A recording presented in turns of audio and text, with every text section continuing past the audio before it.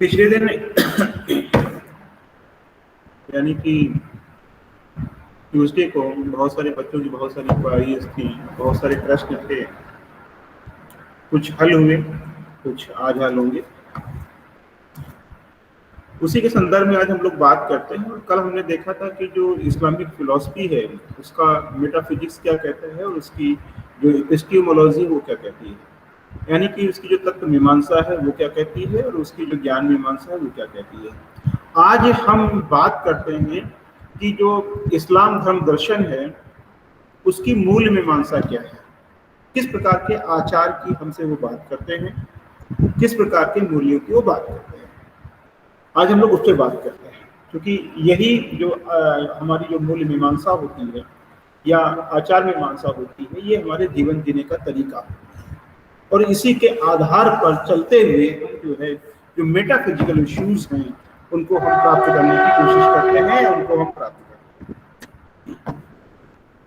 तो आज हम लोग जो बात करते हैं, जो उनकी जो इस्लामिक एक्सियोलॉजी है उसके ऊपर हम लोग जो है बात करते हैं। और इस्लाम जो शब्द है इसका मतलब क्या होता है?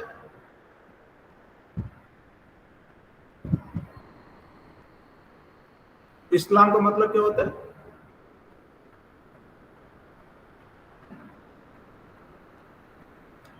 यस विद्वान बताइए भाई, इस्लाम का मतलब क्या है?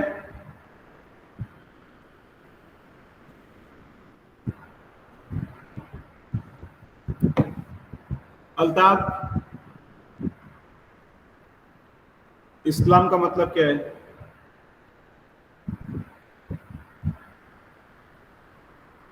करिश्मा सुन पा रहे? इस्लाम का मतलब क्या है? सबमिशन जी, submission sir, submission to God, submission to God. Karishma? जी सर। क्या मतलब होता है? सर मुझे शायद सर जहाँ तक कि जो अल्ताफ बोल रहा वही सही है सर। जहां तक नहीं। चलो, इस्लाम का जो शाब्दिक इसका मतलब है, जो शब्द का मतलब है, जो सामान्य अर्थ के रूप में लिया जाता है, उसका मतलब होता है शांति, पीस।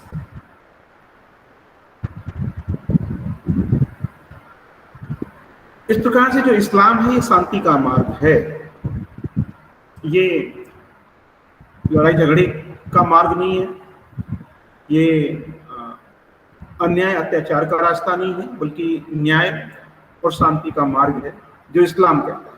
इस्लाम शब्द का जो मतलब है, जब हम विशिष्ट अर्थ लेते हैं इसका, जो विशिष्ट अर्थ हमें इंडिकेट करता है, जो भी अल्ताफ ने कहा, जिसका समर्थन करिश्मा ने किया। समान अर्थ का मतलब समझ गए ना? क्या मतलब है? पीस, शांति, यानी ये शांति का मार्ग है। इसमें अत्याचार नहीं है, इसमें लड़ाई झगड़ा नहीं है, और क्या है इसमें? शांति का मार्ग, प्रेम भाईचारे का मार्ग है। और जो विशिष्ट अर्थ है, जो इसका स्पेसिफिक अर्थ है, वो ये है कि अपने आप को अल्लाह को समर्पित कर देना। क्या मतलब है विशिष्ट अर्थ में? अपने आप को अल्लाह को समर्पित कर देना। और कितने लोग अपने आप को अल्लाह को समर्पित कर पाते हैं ये आप जानते हैं, और मेरे ख्याल से बेहतर अल्ताफ और करिश्मा दोनों ही जानते हैं कि हम कितना अपने आप को अल्लाह को समर्पित कर पाते हैं।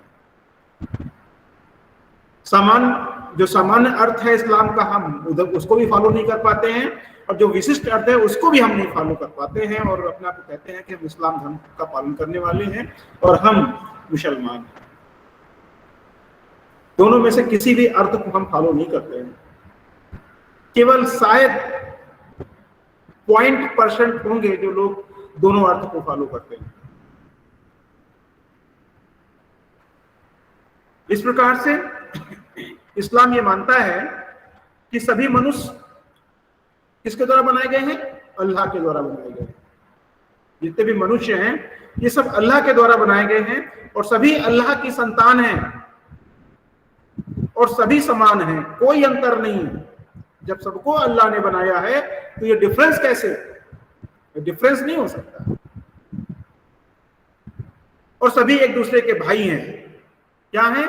सभी एक दूसरे के भाई हैं, इसलिए सभी को प्रेम से एक साथ रहना चाहिए।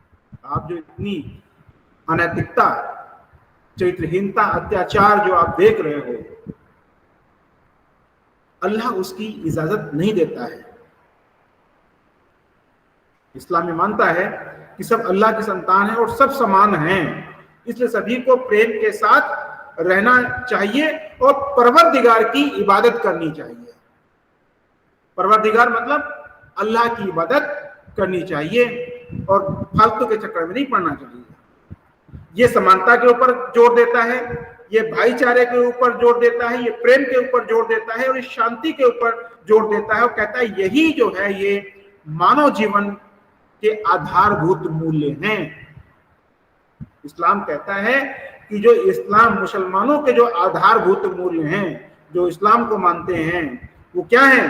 समानता, भाईचारे, प्रेम और शांति। ये बात करता है। ये जैसे हिंदू धर्म में भौतिक साधनों के उपभोग को मना करता है, भौतिक साधनों के उपभोग को मना करता है, लेकिन भौतिक साधनों के उपभोग को इस्लाम मना नहीं करता है। इस्लाम क्या कहता है कि ये जो भौतिक साधन हैं या भौतिक वस्तुएं हैं, ये आपके लिए हैं और ये किसने बनाई है? अल्लाह ने बनाई है। जो कुछ भी आप देख रहे हो, यदि अल्लाह ने इंसान को बनाया है तो दैट्स वाई, इसका मतलब ये हुआ कि इंसान ने जो चीजें बनाई हैं वो अल्लाह ने ही बनाई है। अल्लाह ने बहुत सी चीजें बनाई हैं जिनसे मिल के चीजों को इंसान बनाता है। ये इस्लाम धर्म दर्शन मानता है। इसलिए वो ये कहता है कि चूंकि भौतिक साधन सब हमने आपके लिए बनाए हैं, लेकिन शर्त उसने जोड़ दी। क्या शर्त जोड़ दी? बताइए।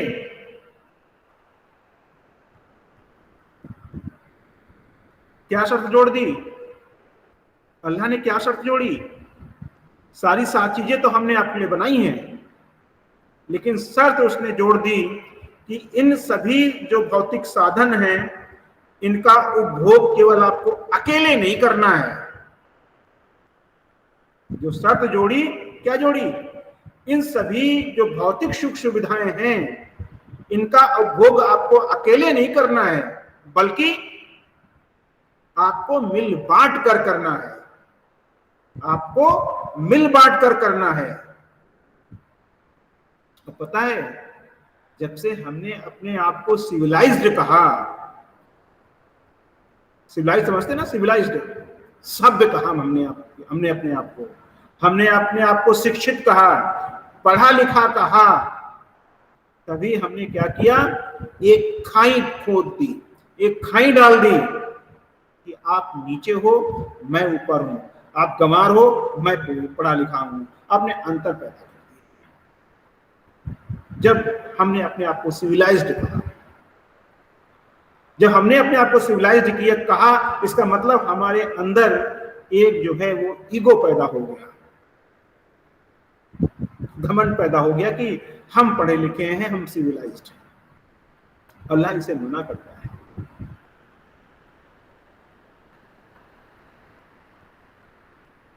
और रोसो बड़े गौर से, गर्व से कहता है, जब पहले व्यक्ति ने जिसने अपने आप को सिविलाइज्ड करके एक लकड़ी से एक स्थान पे एक लाइन खींची थी और उसने ये कहा था कि अब से ये जगह मेरी है।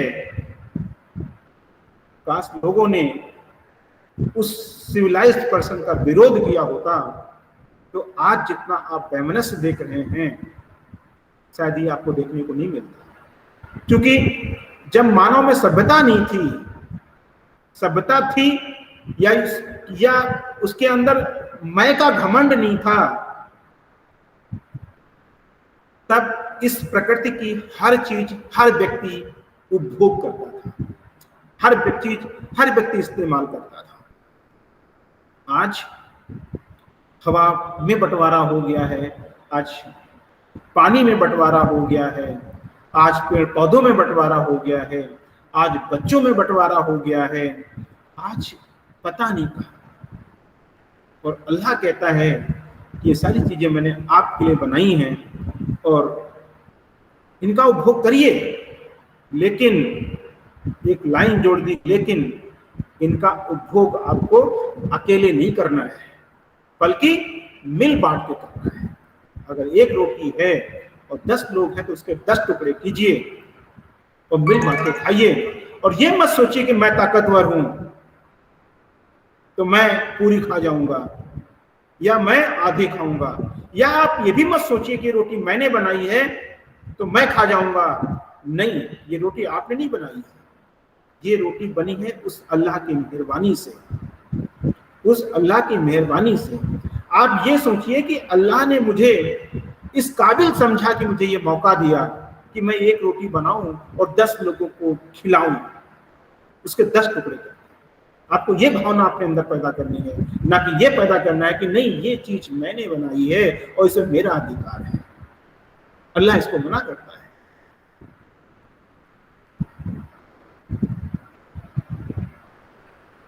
दया दान को बड़ा महत्व देता है।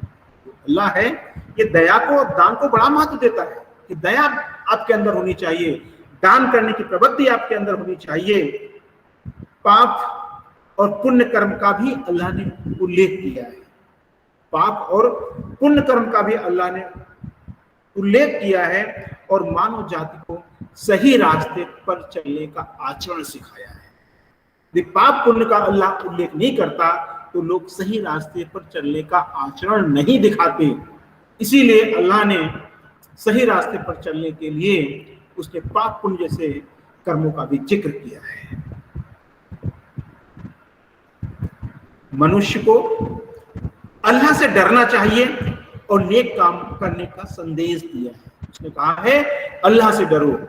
तभी हम लोग भी कहते हैं ना कि भगवान से डरो, अक्सर कहते हैं भगवान से तो डरो। उसी प्रकार से इस्लाम में लोग कहते हैं अल्लाह से डरो। अल्लाह से डरो और क्या करो? नेक कर्म करो, अच्छे कर्म करो, पाक दामन एवं संयमी जीवन जीने का उपदेश दिया है। पाक दामन समझते हैं ना? गुड कैरेक्टर, सदचरित्र, पाक दामन। आपका दामन पाक साफ नहीं है, यानी आपके चरित्र में दाग है। तो अल्लाह कहता है कि आपको जो पाक दामन है और संयमी जीवन है वो उसको आपको जीना है। और पाप कर्मों में मुख्य रूप से जो अल्लाह ने स्थान दिया है वो है कि आपको झूठ बोलते हैं। यदि आप झूठ बोलते हैं तो आप पाप करते हैं, दूसरों की वस्तु छीनते हैं तो आप पाप करते हैं, और पर स्त्री को कुदृष्टि से देखते हैं तो पाप करते हैं।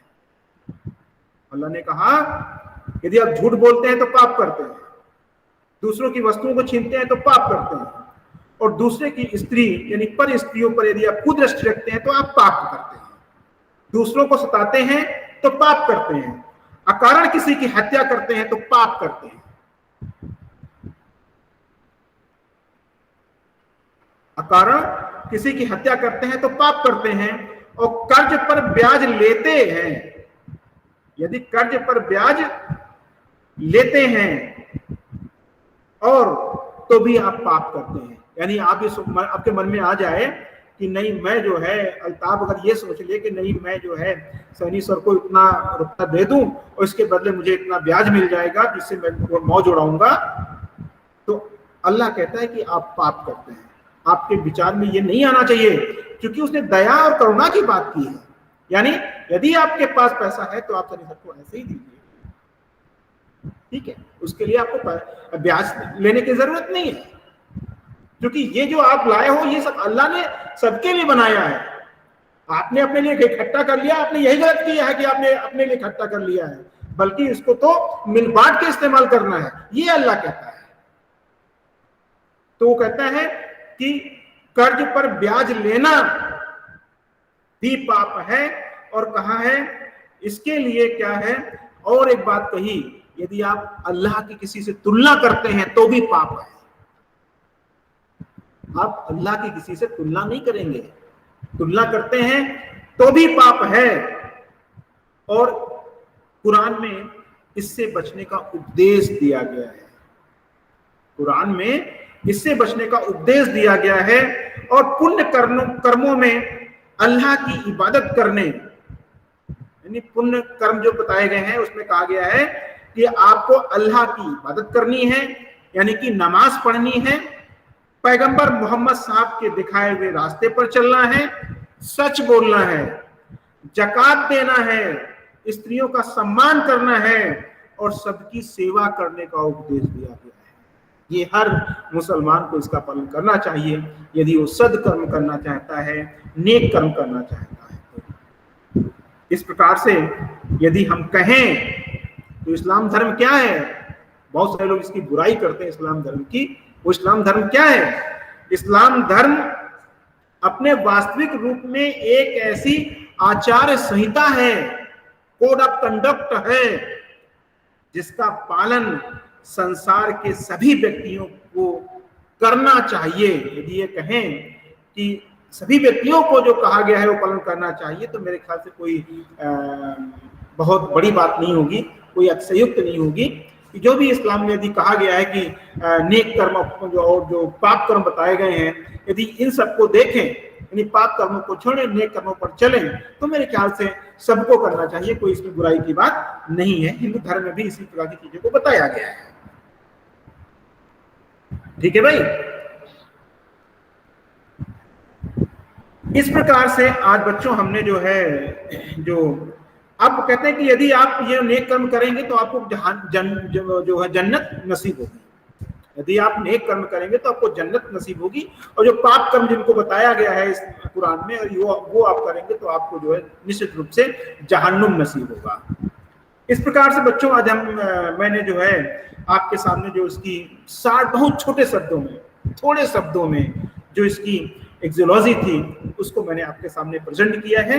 जो आचार और मूल मीमांसा थी उसको मैंने आपके सामने, जितना हमारे पास नॉलेज था, ज्ञान था, समझा और पढ़ा, उसको मैंने आपके सामने प्रेजेंट किया।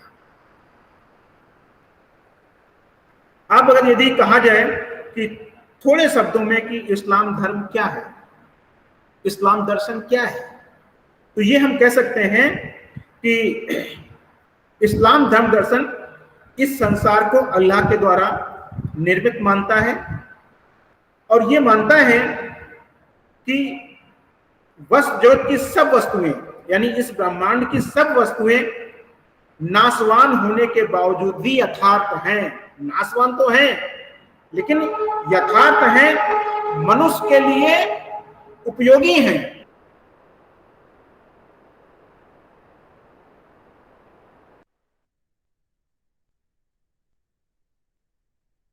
है और द्वारा निर्मित है। मनुष्य जीवन का अंतिम उद्देश्य बर्जरक की तैयारी करना है, बर्जरक की तैयारी करना है, यानी कि सदा चलने वाले जीवन की तैयारी करना है और अपनी आत्मा को अल्लाह के पास पहुंचाना है, जिसे अल्लाह की इबादत नेक काम करने के द्वारा प्राप्त किया जा सकता है। ये इस्लाम धर्म दर्शन का जो मेन सार है वो ये है। अब जब हम लोगों ने इतना जो है इस्लाम धर्म के बारे में, मोहम्मद साहब के बारे में हम लोगों ने इतनी बात की है, तो थोड़ी सी और बात, जो मेन चीजें जो इस्लाम धर्म दर्शन से निकल के आती हैं उनके बारे में थोड़ा सा बात कर लेते हैं। इस्लाम धर्म दर्शन ये मानता है कि इस संसार को अल्लाह ने बनाया है, उसी ने संसार की सभी वस्तुओं और सभी प्राणियों को बनाया है, वही इन सब का पालनहार है, वही इन सब का पालनहार है। ये भी कहता है संसार नाशवान है, इसकी प्रत्येक वस्तु और प्रत्येक जीव नाशवान है, परंतु अल्लाह ने इसकी समस्त वस्तुओं को मनुष्य के भोग के लिए बनाया है, और मनुष्यों को किसने बनाया है? अपनी इबादत के लिए बनाया है। इसलिए ये सब यथार्थ हैं, वास्तविक हैं। इस्लाम की दृष्टि से मनुष्य की मृत्यु के बाद उसका सदैव चलने वाला आध्यात्मिक जीवन शुरू होता है, जिसे बरजक कहा जाता है। बरजक कब शुरू होता है? जब आदमी की मृत्यु हो जाती है, उसके बाद शुरू होता है। इस्लाम धर्म दर्शन ये मानता है कि जो अल्लाह है निराकार है, सर्वशक्तिमान है, सर्वज्ञाता है। अल्लाह के अतिरिक्त किसी अन्य देवी देवता के अस्तित्व को स्वीकार नहीं करना चाहिए, ऐसा इस्लाम कहता है। कुरान में है, इसका जिक्र है कि अल्लाह के अतिरिक्त किसी भी देवी देवता के अस्तित्व को स्वीकार नहीं करना चाहिए।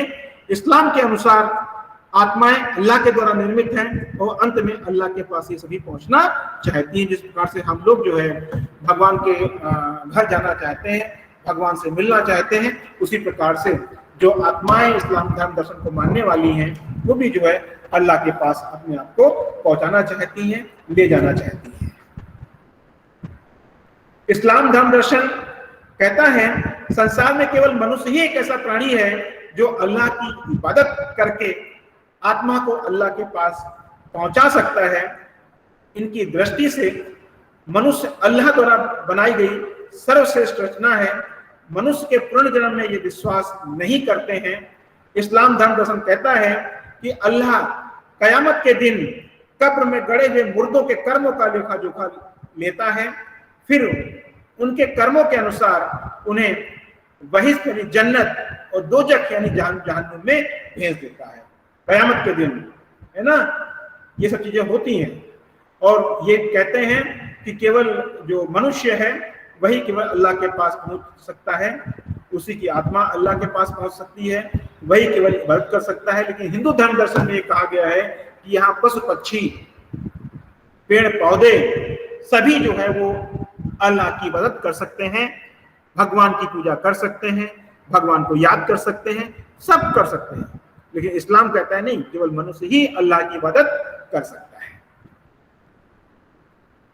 एक बात और कही गई, क्या कि जो मनुष्य का विकास है उसकी जो आध्यात्मिक शक्तियां हैं, जो उसकी आध्यात्मिक शक्तियां हैं, उसके स्वयं के प्रयत्न हैं और अल्लाह के रहम पर निर्भर करता है। यदि आप चाहते हो कि आप जो है कुछ बन जाओ, कुछ अच्छा कर जाओ, तो ये कहा जाए, ये इस्लाम धर्म दर्शन ये कहता है कि इसके लिए जो आपकी जो आध्यात्मिक शक्तियां हैं और स्वयं के जो प्रयत्न हैं, आपको जो आपके अंदर आध्यात्मिक शक्तियां हैं उनका उपयोग कीजिए, स्वयं का प्रयास कीजिए और अल्लाह के रहम पर आप निर्भर हैं, उसके अलावा आपको कुछ नहीं हो सकता है। और इस्लाम के लोगों का ये विश्वास है, बड़ा मानना है कि अल्लाह बड़ा दयालु है, बड़ा कृपालु है। जो लोग अल्लाह की इबादत करते हैं, उससे मिन्नतें मांगते हैं, अल्लाह उनकी इच्छा जरूर पूरी करता है। जो लोग भी अल्लाह की इबादत करते हैं, उससे मिन्नतें करते हैं, अल्लाह जो है उनकी इच्छाएं जरूर पूरी करता है, उनकी मिन्नतें जरूर पूरी करता है। साथ ही साथ ये भी कहते हैं कि जितनी भी आत्माएं हैं सब वो अल्लाह के पास जाना चाहती हैं। इसलिए मनुष्य जीवन का अंतिम उद्देश्य कभी न समाप्त होने वाले जीवन की तैयारी और अपनी आत्मा को अल्लाह के पास पहुंचाना होना चाहिए। इस्लाम धर्म के लोगों का जो जीवन है, जीवन का जो अंतिम उद्देश्य है, वो क्या होना चाहिए कि बरजक यानी जब हमारी डेथ हो जाए उसके बाद जो हमारा जीवन शुरू होता है वो हमारा अच्छा हो और हम अल्लाह के पास पहुंच जाएं। ऐसी लोग इबादत करते हैं, इसके लिए वो मिन्नतें करते हैं और यही जीवन का हमारे अंतिम उद्देश्य होना चाहिए। इसलिए कुरान कहता है अल्लाह से हम आए हैं। कहां से आए हैं? अल्लाह से हम आए हैं, उसी के लिए हम हैं। समझ लीजिए, अल्लाह से हम आए हैं और अल्लाह के लिए ही हम हैं। ये नहीं कि लो हम ये भी ले लें, वो भी ले लें, ये भी हड़प लें, ये भी वो भी हड़प लें, इसको मार डालें, उसको मार डालें, इसकी इजाजत इस्लाम नहीं देता है। तो कहता है कि हम अल्लाह से आए हैं, अल्लाह के लिए हम हैं और उसी के पास हमें लौटना है और कोई मतलब नहीं है हमसे। अल्लाह से हम आए हैं, अल्लाह के लिए हम हैं और अल्लाह के पास ही हमें लौटना है। इसे इस्लाम धर्म दर्शन में क्या कहते हैं? निजात, कि अब हमें निजात मिल गई, हमें निजात पाना है अपनी इस जिंदगी से और बरजक वाली जिंदगी हमें स्टार्ट करनी है और अपने आप को अल्लाह तक पहुंचाना है, जिसको निजात कहा जाता है। इस्लाम धर्म दर्शन ये भी मानता है कि उसके पास तक पहुंचने का केवल एक ही रास्ता है। यदि अल्लाह के पास हम पहुंचना चाहते हैं तो केवल एक ही रास्ता है, अल्लाह की इबादत करना। अल्लाह की इबादत करना। कुरान का ये विश्वास है कि बिना अल्लाह ताला की कृपा से, बिना अल्लाह ताला की कृपा से कुछ भी पाना संभव नहीं है। इस दुनिया में जो कुछ भी पाना हो उसके लिए आपको अल्लाह की इबादत करनी चाहिए। जो कुछ भी पाना हो उसके लिए आपको अल्लाह की इबादत करनी चाहिए। इस जीवन के बाद भी कभी न खत्म होने वाले जीवन की प्राप्ति के लिए भी आपको अल्लाह की इबादत करनी चाहिए। अपनी आत्मा को अल्लाह के पास पहुंचाने के लिए भी उसी की इबादत करनी चाहिए और कोई काम नहीं करना चाहिए। केवल अल्लाह की इबादत जीवन जीने का रास्ता। और क्या कहते हैं इस्लाम धर्म को मानने वाले? कुरान कहता है अल्लाह की उन्हीं की इबादत कबूल करता है। खास बात, इबादत तो करनी चाहिए साहब, वरना आप कभी खत्म ना होने वाला जीवन उसके रास्ते पर नहीं चल पाएंगे, आप अल्लाह से नहीं मिल पाएंगे। तो कुरान ये कहता है कि हमें उसी की, अल्लाह जो है वो उसी की इबादत कबूल करता है जो पाक साफ होते हैं। कैसे होते हैं? जो पाक साफ होते हैं उन्हीं की इबादत अल्लाह कबूल करता है। वरना लोग अरबों की संख्या में या करोड़ों की संख्या में लोग जो है मस्जिद में सर झुकाए खड़े रहते हैं, अल्लाह सबकी इबादत कबूल नहीं कर सकता है। कुरान को मानने वाले बताते हैं कि अल्लाह उन्हीं की इबादत कबूल करता है जो कैसे होते हैं? जो पाक साफ होते हैं, यानी सब चरित्र होते हैं और जो दीनहीनों की सहायता करते हैं, जिनका दामन पाक साफ होता है, दीनहीन की सहायता करते हैं। और इसलिए जो है उन्हीं की, जो अल्लाह जो है उन्हीं की जो इबादत है वो कबूल करता है। इस्लाम में अल्लाह की इबादत के लिए 5 नियमों के पालन का विधान है। कितने नियमों के? 5 नियमों के। जो 5 फर्ज जो बताए थे ना शुरू में मैंने, उन 5 फर्जों को आपको अदा करना है, तभी जो है अल्लाह आपकी इबादत कबूल करेगा, आपकी मिन्नत कबूल करेगा, नहीं तो वह आपकी मिन्नत कबूल नहीं करेगा। तो पता है उसमें कि अल्लाह और उसके पैगंबर हजरत मोहम्मद साहब और कुरान जो है, इन लोगों ने कुरान शरीफ में अपनी आस्था जताई, उस पर विश्वास जताया। 5 वक्त की आपको नमाज पढ़नी है, रमजान के महीने में रोजा रखना है, अपनी नेक कमाई से आपको ज़कात देना है, जीवन में कम से कम एक बार बिना कर्ज लिए आपको हज जाना है, बिना कर्ज लिए आपको हज जाना है। और पाक साफ होने के लिए भी इस्लाम में 5 प्रकार के काम बताए गए हैं। यदि पाक साफ होना चाहते हो तो भी आपको 5 कर्म जो है वो करने हैं। 5 कर्म कौन कौन से हैं? पहला, आपको अल्लाह से डरना है। क्या करना है? आपको अल्लाह से डरना है। दूसरा, शरीर एवं मन से शुद्ध एवं निर्मल होना है। अल्लाह से डरना है, शरीर एवं मन से आपको शुद्ध होना है। दीनहीनों की सहायता करनी है। अगर आप चाहते हो कि आप पाक साफ हो जाओ तो आपको दीनहीनों की सहायता करनी है। स्त्रियों का आदर करना है, स्त्रियों का आदर करना है और दुर्बल की हाय से बचना है। दुर्बल की हाय से बचना है। ये 5 चीजें जो है, यदि आप पाक साफ होना चाहते हैं तो आपको ये करना पड़ेगा। और इसके साथ साथ जो अंतिम बात जो इस्लाम धर्म दर्शन से निकल के आती है वो ये आती है कि जो राजा है कहाँ का? किसी भी राज्य का जो राजा है उसको हजरत मोहम्मद साहब के बताए हुए रास्ते पर चलना है। जो देश का राजा है उसे क्या करना है? उसको हजरत मोहम्मद साहब के बताए हुए रास्ते पर चलना है। अपनी जनता को भी उसी के बताए हुए रास्ते पर चलने की शिक्षा देनी है।